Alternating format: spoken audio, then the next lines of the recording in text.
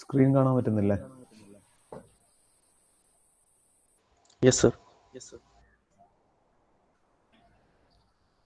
Okay, so last class we had the discussion related to length of path of contact, arc of contact, and contact ratio. I hope you remember.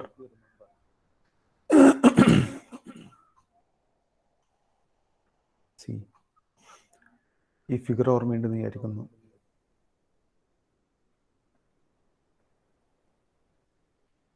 You can see the base circle, then the pitch circle,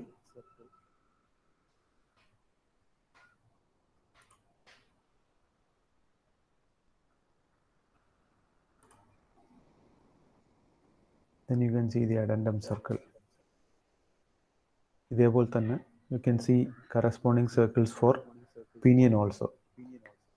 എങ്ങനെയാണ് ഇതിൻ്റെ tooth profile വരുന്നത്, how does it start its engagement and how does it start to disengage, ഈ content ആയിരുന്നു length of path of contact ഉണ്ടായിരുന്നത്. So fundamentally length of path of contact was expressed about this line. ഈ common tangent ലൈൻ്റെ മേലെ കൂടെ പോകുന്ന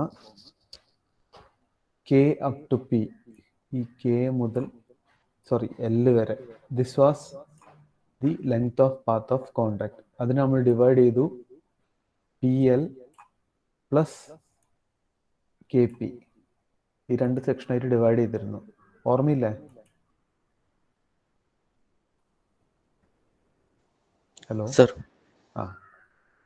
so length of path of contact എന്ന് പറഞ്ഞാൽ ഈ P up to L which is path of approach plus P up to K, ഈ distance, this was path of റിസസ്.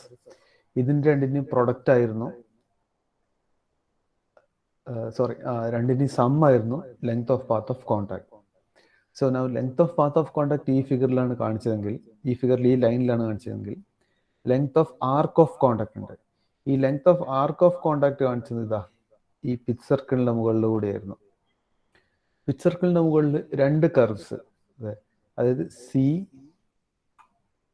P D, that was the path of arc of contact with reference to the bigger gear അല്ലെങ്കിൽ wheel. And you can similarly see E, P and F. So EPF was the arc of contact corresponding to the smaller gear, which is the pinion. Now arc of contact has only one single relation, that is length of contact divided by cos phi. ഓർമ്മയുണ്ടോ?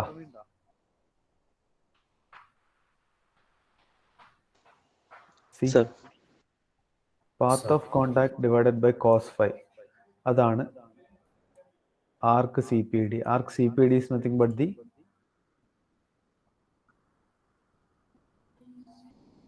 ആർക്ക് of contact. ഇനി contact ratio ഓർമ്മയുണ്ടോ? What was contact ratio? ഓർമ്മയുണ്ടോ contact ratio എന്താന്ന്?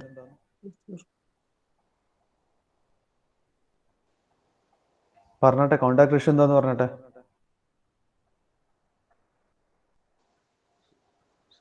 Ratio of arc of contact to circular pitch. Yes, very good. The ratio of arc of contact to circular pitch.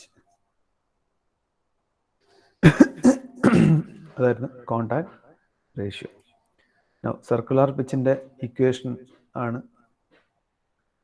P C equal to pi into M, where M എന്ന് പറഞ്ഞ മൊഡ്യൂളാണ്. So arc of contact divided by circular pitch, അതാണ് contact ratio. And what does contact ratio mean? Contact റേഷ്യോൻ്റെ അർത്ഥം എന്തായിരുന്നു? At that particular instant how many number of teeth are in contact. ആ ഒരു period of എൻഗേജ്മെന്റിൽ എത്ര number of teeth കോണ്ടാക്റ്റിലുണ്ട്. So ഞാൻ പറഞ്ഞു contact ratio when you numerically end up at a value, it may be a decimal value, But you should never express contact ratio as a decimal value, because it is intended to convey to us how many number of teeth are in contact. So that can't be expressed as 2.5, 3.5, 4.6, or any kind of decimal value. So what you have to do is you have to round off that decimal value to the next nearest whole number. So if you obtain, for example, you obtain the contact ratio as 2.6, then you can round off it to 3. Now, if it is 2.4 or below 0.5, then you can round off to the lowest whole number next to it. And if it is 2.5, then you can take it either as 2, or you can round off it to 3, not below 2. Is that understood?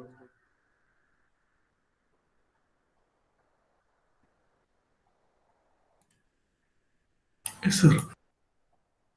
Clear ആണോ ഈ പറയുന്നത്? Yes, sir.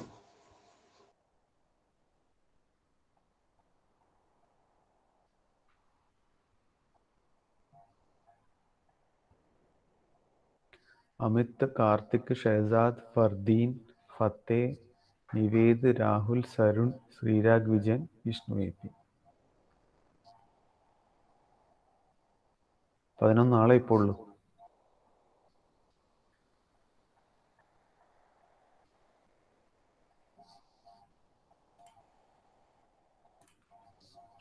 Okay, let's move on. Next topic is interference. Note ചെയ്തോ, interference very very important ടോപ്പിക്കാണ്. See, തൊട്ട് മുന്നത്തെ length of path of contact, path of approach എന്നെല്ലാം you will have numerical questions. ആ questions ഒക്കെ നമുക്ക് റെഗുലർ ക്ലാസ്സിൽ discuss ചെയ്യാമെന്ന് വിചാരിക്കുന്നു.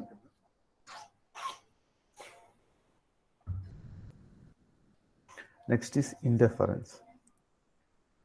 ഇൻ്റർഫറൻസ് എന്താന്ന് പറയുന്നതിന് മുന്നേ you note down these relations.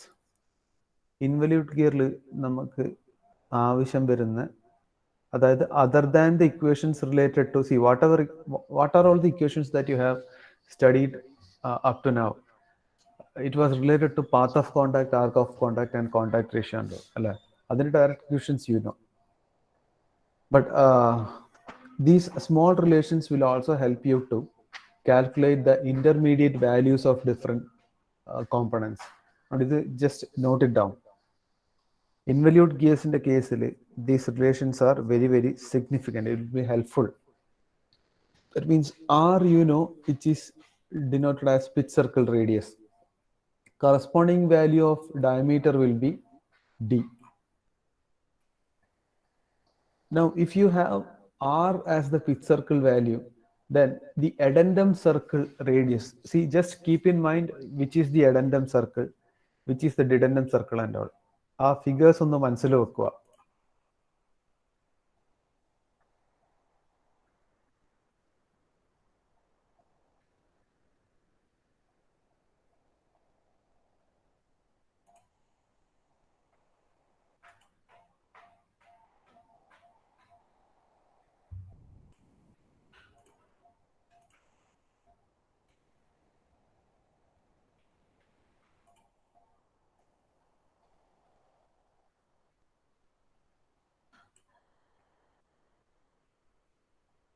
ഞാൻ പ്രസന്റ് ചെയ്യുന്നത് കാണുന്നുണ്ടോ?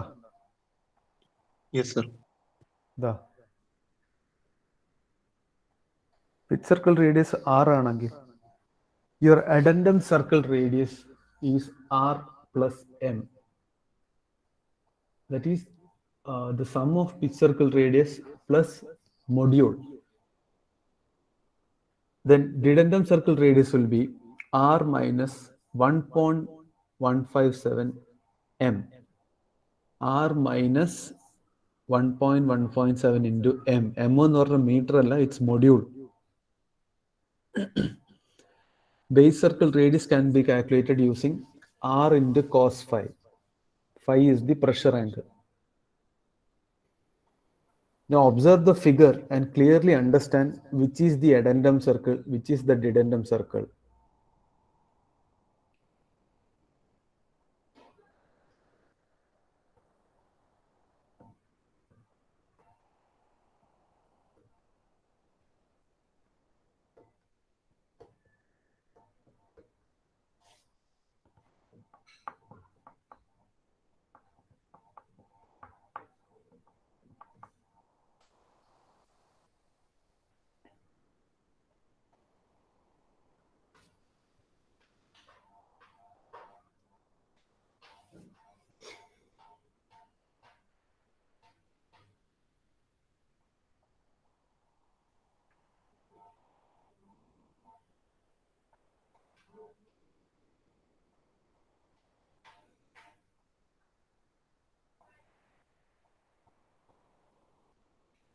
വാല്യൂസ് നോട്ട് ചെയ്താ?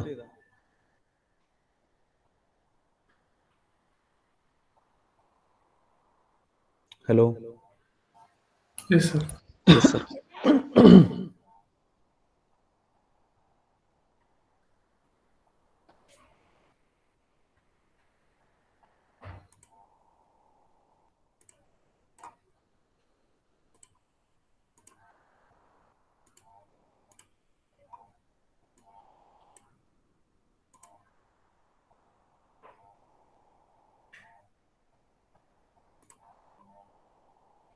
Okay.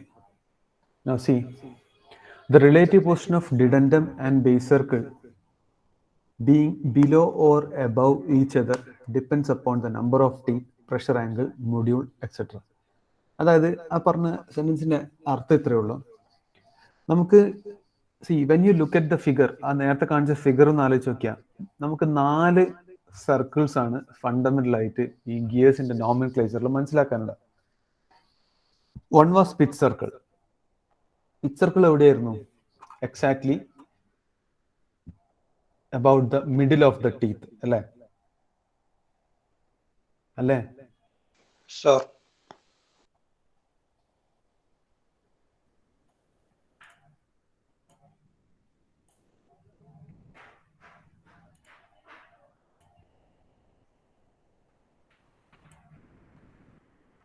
കാണുന്നില്ലേ?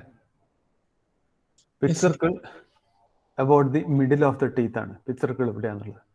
പിന്നെയുള്ളത് base circle, dedendum circle and addendum circle ആണ്.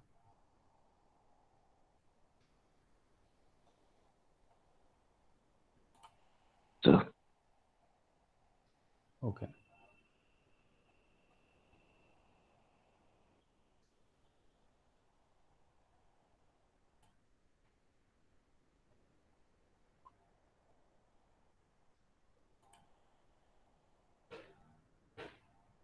ഇമാജിൻ ബേസ് സർക്കിൾ എവിടെയാണെന്ന് ഇരിക്കുക, ഇങ്ങനെയുള്ളതാണ് ബേസ് സർക്കിൾ നിൽക്കുക.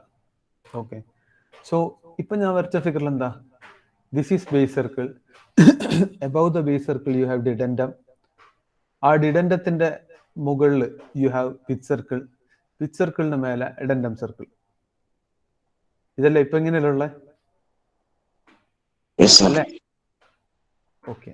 നൗ ബേസ് സർക്കിൾ ചില സമയങ്ങളിൽ ഇങ്ങനെ വരാം. അതായത് base circle can be below the dedendum circle or dedendum circle can be, see ഇവിടെ ഈ ഫിഗറിൽ ഇതാണ് ഡിഡൻഡം സർക്കിൾ അല്ലേ? ഇതാണ് ഡിഡൻഡം സർക്കിൾ. സോ ഇപ്പൊ ഞാൻ വരച്ചതിൽ dedendum circle is above base circle. Now ചില കേസിൽ dedendum can be coming below the base circle. അതായത് dedendum circle, base circle, pitch circle, addendum circle, ഈ രീതിയിലും പോവാം. മനസ്സിലാവുന്നുണ്ടോ പറയുന്നത്? ഞാൻ പറയുന്ന മനസ്സിലാവുന്നില്ലെങ്കിൽ ഇല്ലാന്ന് പറയണം. ഓക്കെ. 4 സർക്കിൾസ് ആണ് നമുക്ക് ഇമ്പോർട്ടൻ്റ് ആയിട്ടുള്ളത്. ബേസ് സർക്കിൾ, പിച്ച് സർക്കിൾ, പിന്നെ ഡിഡൻഡം ആൻഡ് എഡൻഡം സർക്കിൾസ്. ഇതിൽ നിങ്ങളിപ്പോൾ കാണുന്ന, അതായത് ആദ്യം ഞാൻ വരച്ച ഓർഡർ എന്ന് പറഞ്ഞാൽ ഏറ്റവും താഴെ ബേസ് സർക്കിൾ, തൊട്ട് മേലെ ഡിഡൻഡം സർക്കിൾ, അതിൻ്റെ മേലെ പിച്ച് സർക്കിൾ, അതിൻ്റെ മേലെ എഡൻഡം സർക്കിൾ. ബട്ട് ഈ ഓർഡർ ചിലപ്പോൾ മാറാം. അതായത് dedendum circle can come below the base circle also.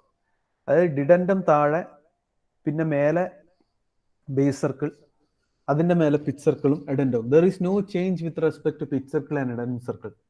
The changes may happen in the order of dedendum and base circle. മനസ്സിലാവുന്നുണ്ടോ? Yes, sir.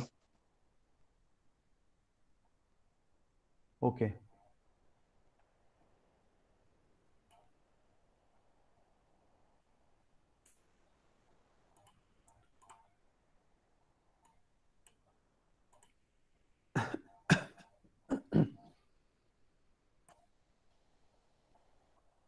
So now, see, അതാണ് ഈ sentence പറഞ്ഞത്. The relative position of dedendum and base circle being below or above each other, അതായത് dedendum below base circle അല്ലെങ്കിൽ dedendum above base circle, in between them, depends upon the number of teeth, pressure angle, module, etc. അതായത് ഇതിൽ വരുന്ന number of teeth, module, പിന്നെ this pressure angle, ഇതിനൊക്കെ depend ചെയ്തിട്ടിരിക്കും this specific orientation of dedendum circle and base circle happening. Okay. ഈ ഒരു condition നോക്ക്. അതായത് consider 2 involute gears with 80 and 15 teeth. So number of teeth തന്നിട്ടുണ്ട്. വലിയ ഗിയറിൽ 80യും ചെറിയ ഗിയറിൽ 15. Now the module M is given as 5 mm, pressure angle is given as 5. So അങ്ങനെ corresponding to the two teeth, I can get the values of pitch circle, addendum, dedendum and base circle. ഞാൻ pitch circle 200 ആയിട്ടും ഇത് 37.5 mm ആയിട്ടും assume ചെയ്യുന്നു. Okay, മനസ്സിലാവുന്നുണ്ടോ? അതായത് ഈ pitch circle radius R is 200 mm for the bigger teeth. 80 number of teeth ഉള്ള ഗിയറിന് ഈ പിച്ച് സർക്കിൾ റേഡിയസ് 200 mm ആയിട്ട് എടുക്കുന്നു. പിന്നെ 15 നമ്പർ ഓഫ് ടീത്ത് ഉള്ള ഗിയറിന് ഈ റേഡിയസ്, പിച്ച് സർക്കിളിന്റെ റേഡിയസ് 37.5 ആയിട്ട് എടുക്കുന്നു. അങ്ങനെയാണെങ്കിൽ യൂസിങ് ഓൾ ദി ഇക്വേഷൻസ്, അതായത് അഡൻഡം എന്ന് പറഞ്ഞാൽ R+M ആണ്. M ക്വസ്റ്റ്യനിൽ 5 ആയിട്ട് തന്നിട്ടുണ്ട് അല്ലേ? സോ 80 നമ്പർ ഓഫ് ടീത്തിന്റെ ഉള്ള ഗിയറിന് അഡൻഡം സർക്കിൾ വരുന്നത് എന്തായിരിക്കും? 200 + 5 ആണ്, 205 അല്ലേ?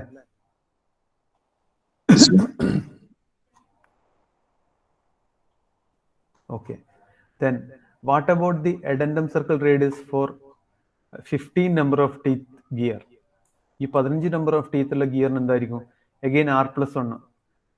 R 37.5 എടുത്തു, M മൊഡ്യൂള് 5 ആണ് തന്നിട്ടുണ്ട്. സോ 37.5 + 5 will be 42.5 അല്ലേ? Yes, sir. Now what will be dedendum? Dedendum എന്ന് പറഞ്ഞാൽ R minus 1.157 into M ആണ്.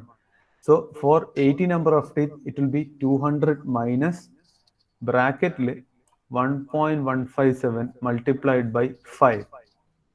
ആ വാല്യൂ ആണ് 194.215 തന്നിട്ടുള്ളത്. Similarly, the dedendum circle radius for the smaller gear or pinion which is having radius 37.5, അതിനാണെങ്കിൽ 37.5 minus ബ്രാക്കറ്റിൽ 1.157 multiplied by M. M എന്ന് പറഞ്ഞാൽ 5 ആണ്, ആ വാല്യൂ ആണ് ഇത്. സിമിലർലി ബേസ് സർക്കിളിന്റെ രണ്ട് വാല്യൂ, ബേസ് സർക്കിളിന്റെ ഇക്വേഷൻ എന്താ? R cos 5 ആണ്. So R 200 into cos of 5 is given as 20. അതാണ് 187.738 കിട്ടിയ. മറ്റേത് 37.5 മൾട്ടിപ്ലൈഡ് ബൈ cos 20, അതാണ് 35.238 കിട്ടിയത്. അണ്ടർസ്റ്റുഡ് ആണോ? ഈ ടേബിൾ എങ്ങനെ കിട്ടിയെന്നുള്ളത്? ഓക്കെ. നൗ ഇതിൽ കുറച്ച് കാര്യങ്ങളൊന്ന് ഒബ്സർവ് ചെയ്യണം.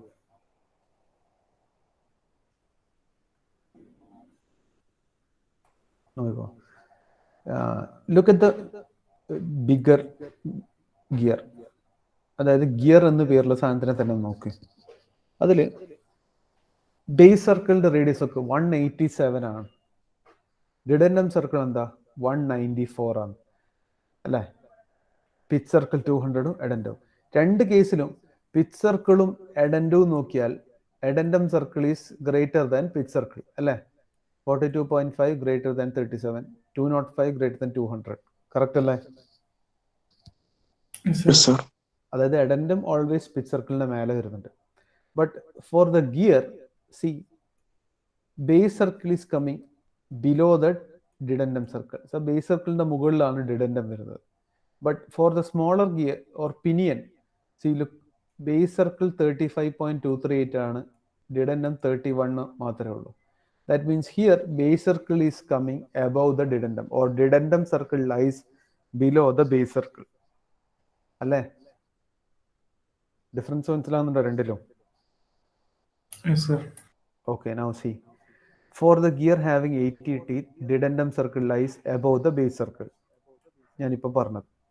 But for the pinion with 15 teeth, base circle radius is more than dedendum circle radius. See, more than dedendum circle radius. Hence base circle lies above dedendum circle. അതായത് smaller ഗിയറിന്റെ base circle above dedendum circle ആയിരിക്കും. ഇനി മനസ്സിലൊന്ന് imagine ചെയ്ത് നോക്കിയട്ടെ, these two gears are combining. ഇത് രണ്ടും കോണ്ടാക്റ്റിലാണെന്ന് വിചാരിക്കുക. ഇമാജിൻ ചെയ്യാൻ പറ്റുന്നുണ്ടോ?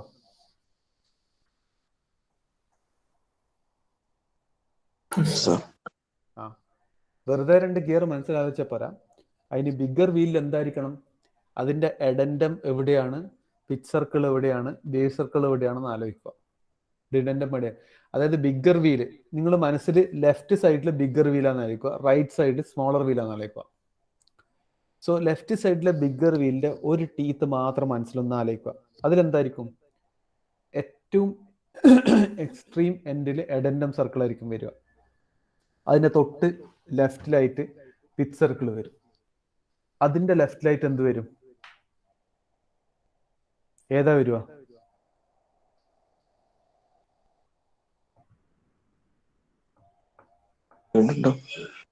ഏത്? Dedendum Circle. Dedendum circle. Very good. അതിന്റെ ലെഫ്റ്റിലാണ് ബേസ് സർക്കിൾ വരിക. ഞാൻ പറഞ്ഞു ലെഫ്റ്റ് ആൻഡ് റൈറ്റ് ആയിട്ട് 2 ഗിയർ ആലോചിക്കുക. അതിൽ ലെഫ്റ്റിലുള്ളത് ബിഗ്ഗർ ഗിയർ ആണ് എനിക്ക്. ഇനി ആ ബിഗ്ഗർ ഗിയറിലേക്ക് ഒന്ന് സൂം ഇൻ ചെയ്തിട്ട് ഒരു ടീത്ത് മാത്രം എടുക്കുക. അപ്പൊ അതിന്റെ എക്സ്ട്രീം എൻഡിൽ എഡൻഡം ഉണ്ടാവും, അതിന്റെ തൊട്ട് ലെഫ്റ്റിൽ പിച്ച് സർക്കിൾ ഉണ്ടാവും, അതിന്റെ ലെഫ്റ്റിൽ ഡിഡൻഡം ഉണ്ടാവും, അതിന്റെ ഇപ്പുറത്ത് എന്തുണ്ടാവുക? ബേസ് സർക്കിൾ ഉണ്ടാവുക. ബേസ് സർക്കിൾ ആണ് ഏറ്റവും എക്സ്ട്രീം ലെഫ്റ്റിലുള്ളത്. ഇനി വലതു ഭാഗത്തുള്ള സ്മോളർ ഗിയർ എടുത്ത് നോക്കിയാണ് അതിലൊരു ടീത്ത് ഒന്ന് സൂം ചെയ്ത് നോക്കിയാൽ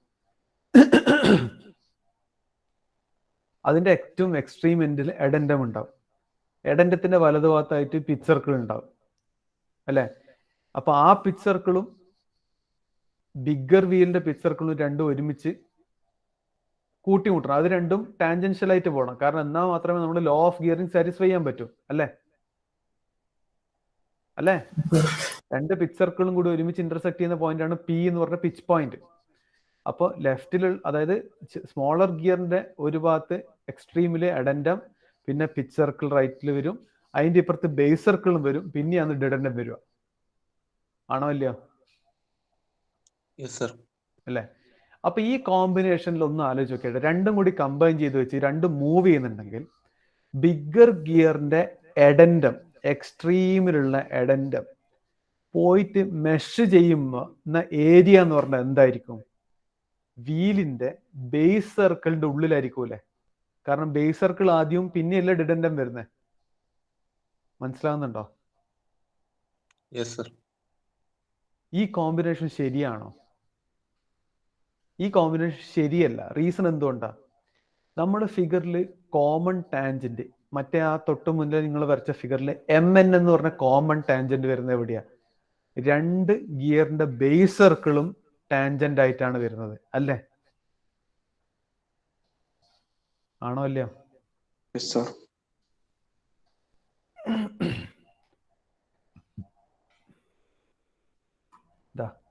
രണ്ടിന്റെയും ബേസ് സർക്കിൾ ഇവിടെയാണ് ഒരു M വരുന്നത്.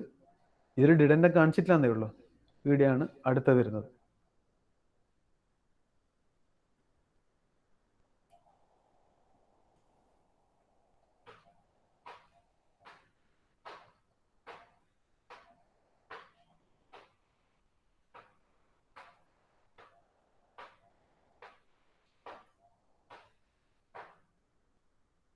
മനസ്സിലാവുന്നില്ലേ?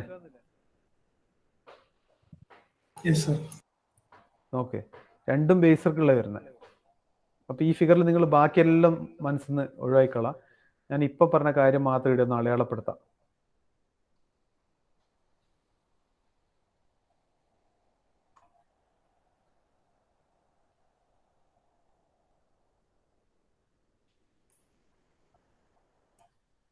നോക്കിക്കോ, ഇത് ബിഗ്ഗർ വീലാണ്. അപ്പൊ ബിഗ്ഗർ വീലില് ബേസ് സർക്കിള്, അതിന്റെ മുകളിൽ എഡൻഡം, സോറി ഡിഡൻഡം, ഇതിന്റെ മേലെയാണ് ഡിഡൻഡം വരുന്നത്. ഇതിലേക്കൂടെ ഒരു സർക്കിൾ ഉണ്ടെങ്കിൽ ഇതാണ് ബിഗ്ഗർ ഗിയറിന്റെ ഡിഡൻഡം. അല്ലേ? മനസ്സിലാവുന്നില്ലേ? ഇതാ ബേസ് സർക്കിള്, ഡിഡൻഡം, പിച്ച് സർക്കിള്, അടുത്ത എഡൻഡം. പക്ഷെ സ്മോളർ വീല് അല്ലെങ്കിൽ പിനിയൻ എടുത്ത് നോക്കിയാൽ എന്താ? ഏറ്റവും അറ്റത്ത് എഡൻഡം ഉണ്ട്, പിന്നെ പിച്ച് സർക്കിൾ ഉണ്ട്, പിന്നെ ബേസ് സർക്കിൾ ഉണ്ട്. ഈ ബേസ് സർക്കിളിന്റെ അടിയിലാണ് എന്ത് വരുന്നത്?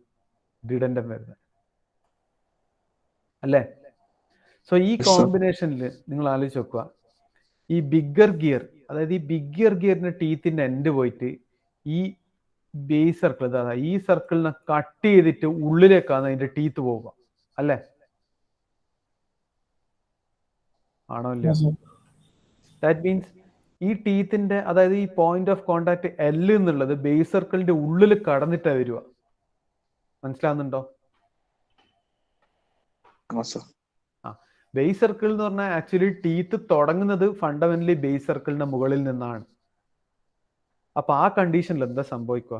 ഇത് ആ ഗിയറിന്റെ മെറ്റലിനെ തോണ്ടിട്ട്, അതായത് അത് ക്രഷ് ചെയ്തിട്ട് ഉള്ളിലേക്ക് പോവല്ലേ ചെയ്യുക ടീത്ത്.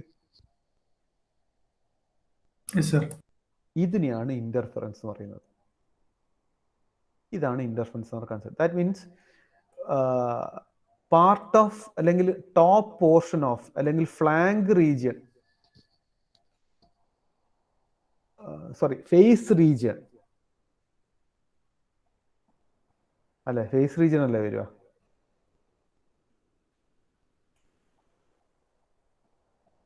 യെസ്, ഫേസ് എന്ന് പറഞ്ഞാൽ മുകളിലത്തെ ഭാഗം. So face region of one teeth will go and intersect with the or undercut the flank region of the corresponding gear. ഒരു ഗിയർ ടൂത്തിന്റെ ടിപ്പ് പോയിട്ട് മറ്റേ ഗിയർ ടൂത്തിന്റെ അടിഭാഗത്ത് അണ്ടർകട്ട് ചെയ്തിട്ട് അങ്ങ് പോകും. മനസ്സിലാവുന്നുണ്ടോ പറയുന്നത്? ഇതിനെയാണ് എന്ത് പറയുന്നത്? ഇന്റർഫറൻസ് എന്ന് പറയുന്നത്. ക്ലിയർ ആണോ? ഓക്കെ, നോക്ക്. Thus, if the gear has a small number of teeth, the dedendum circle is smaller in diameter than the base circle. Okay. ഇനി ഇതിൽ പറയുന്ന ആ ഒരു സെന്റൻസ് അങ്ങ് വിട്ടിട്ട് ഇത് നോക്ക്. Now the profile of okay, the profile. See, if the addendum of the mating gear is more than the limiting value, okay, it interferes with the dedendum of the pinion. Pinionന്റെ dedendum വഴി cut ചെയ്തു. The tooth on one gear will undercut the tooth on the mating pinion at the root and remove part of the involute profile on the wheel. This phenomenon is known as interference. ഈ figure നോക്ക്, മനസ്സിലാവുന്നുണ്ടോ? Clear അല്ലേ ഈ പറഞ്ഞത്?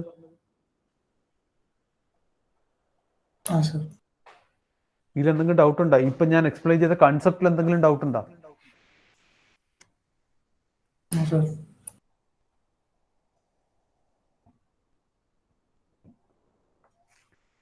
Okay, ഇനി അതിന്റെ exact theory എന്ന് പറഞ്ഞാൽ ഇത്രയേ ഉള്ളൂ. സി, ഈ ഇൻവല്യൂട്ട് ടൂത്ത് പ്രൊഫൈൽ അല്ലെ ഇൻവല്യൂട്ട് ടൈപ്പ് ഓഫ് പ്രൊഫൈൽ, സൈക്ലോയിഡിലുണ്ട് ഇൻവല്യൂട്ട് ഉണ്ടെന്ന് പറഞ്ഞു. ഈ ഇൻവല്യൂട്ട് ടൈപ്പ് ഓഫ് പ്രൊഫൈൽ എന്ന് പറഞ്ഞാൽ അത് എവിടെ നിന്ന് ഉണ്ടാവും? Exist from the base circle to the addendum circle. Base circle മുതൽ അഡെൻഡം സർക്കിൾ വരെയുള്ള ഇതിന്റെ ഇടയിൽ വരുന്നതാണ് എന്തെന്ന് ഈ ഇൻവല്യൂട്ട് പ്രൊഫൈൽ എന്ന് പറഞ്ഞാൽ, ആ shape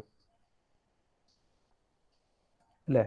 And at that point where the involute curve starts from the base circle, that curve is tangential to the radius of base circle. അതായത് ഇത്രയേ ഉള്ളൂ. സോറി, ബേസ് സർക്കിളിന് ടാൻജൻഷ്യൽ ആയിട്ടാണ് എപ്പോഴും ഇൻവല്യൂട്ട് പ്രൊഫൈൽ സ്റ്റാർട്ട് ചെയ്യാം. നിങ്ങൾ മനസ്സിൽ ആ ഫിഗർ കാണണം.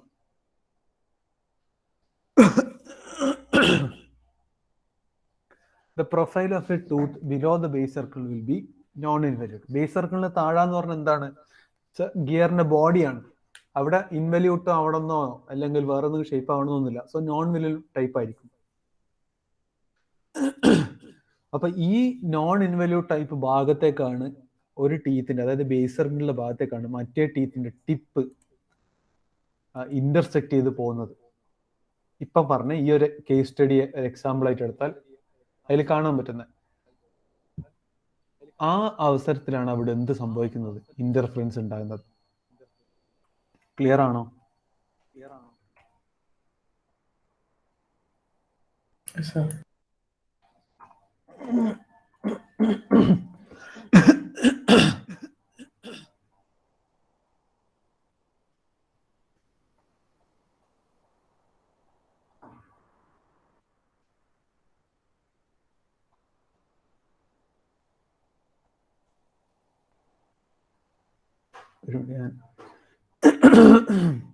ഒരു second.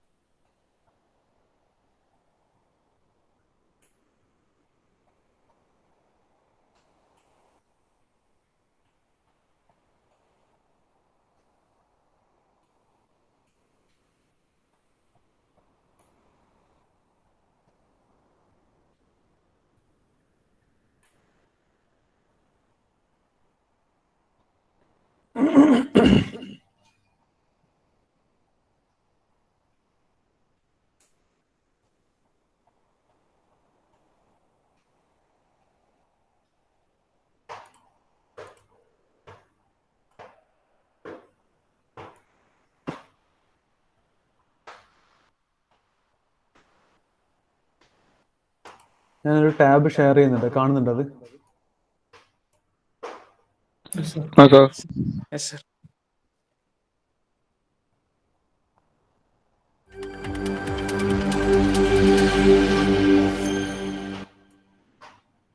The base circle is the gear diameter from which the involute tooth profile is developed. The pitch circle, which is also referred to as the pitch diameter, is the imaginary rolling circle of a gear.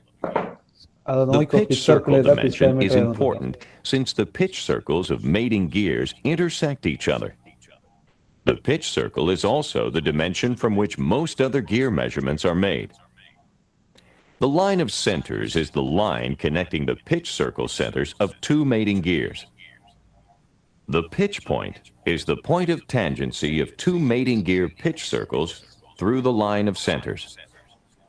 The line of action is a straight line tangent to the base circles of mating gears and passes through the pitch point. The line of action is the path of contact of the two mating involute profiles as the gears rotate. The pressure angle is the angle between the line of action and the line tangent to the pitch circle at the pitch point.